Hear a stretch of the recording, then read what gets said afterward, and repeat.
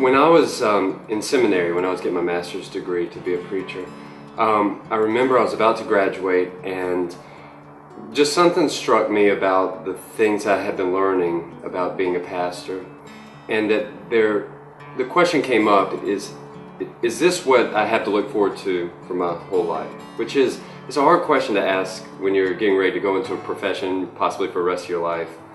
But what I was preparing for, it was begging a lot of questions about who are those who are left out of my ministry, who are those who might not, that the needs might not be met by the ways that I had been trained to serve, and what are the places that I was not being taught to go. And I took those questions with me into ministry, and I served at a church for a while. And what I found is that there were other people asking the same questions in churches. Is this what there is to a life of faith? You know, showing up to church on Sundays, for example. And we started thinking maybe there was more. And that group is the one that inspired me to start thinking about a life outside of those walls, where we could serve and be in relationship and in close proximity to those that we felt like Jesus was telling us to go and serve.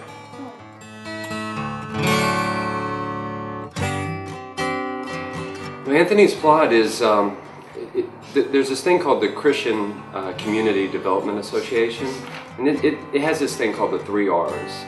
It's a principle of action for them: relocation, redistribution, and reconciliation. And we think that those are good principles for us. So we relocated our lives. I mean, we were scattered all over the city, and we moved into an area that we felt like we were called to serve, an area that most of our friends were moving away from. As Gandhi said, there's enough for everyone's need, but there's not enough for everyone's greed. And we think an example of that is if you sit at the table and there's enough food for everybody, but the first people who go through line take too much, then the people at the end of the line aren't going to get anything to eat, maybe.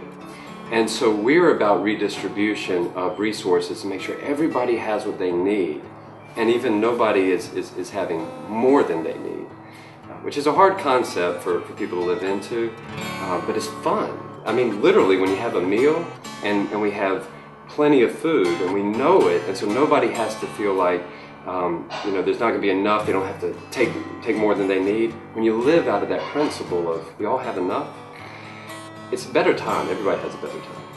So those are some visions we have, where we live them out in relationship with a few people in particular. Our neighbors around here, people who are homeless, or potentially homeless, like maybe on the verge of losing their homes, and people who are in prison or coming out of prison and trying to reconnect with the community.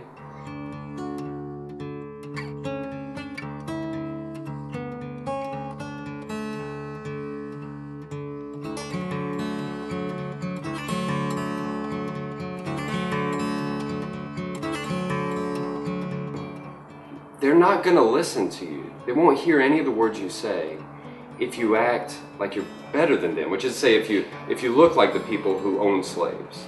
You need to live among them. You need to live like a servant, like a slave. Live in the same homes, work in the fields with them. Only then will they hear what you have to say to them. We think that's an important message for people today.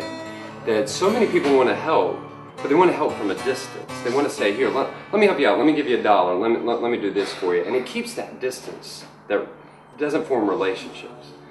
They even went so far as to say, if we must sell ourselves into slavery, we will. They didn't have to, but that willingness I think we need from people who want to do good today. So that's Anthony. And we call it a plot because we think we can't change the whole world. That's too hard. What we can do is on this plot of land, and on the plots of land where we gather with our friends, we can live into that. We can make a difference in those areas.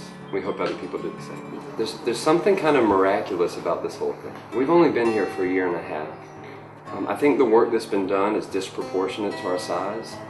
And one of our logo is of a piece of concrete with a crack in it that has a bud of something growing out of it, a plant growing out of it. We think that's why people gather, because they sense that something good is sprouting up, something good is growing, and they want to get in on it at the ground level, you know? I'm always impressed with the fact that people come around and give their lives to this thing.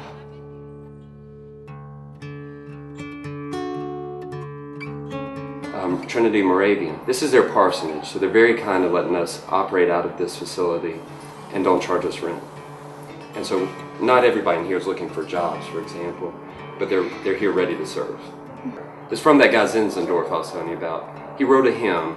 We don't sing it in the Moravian church, but it's a good hymn.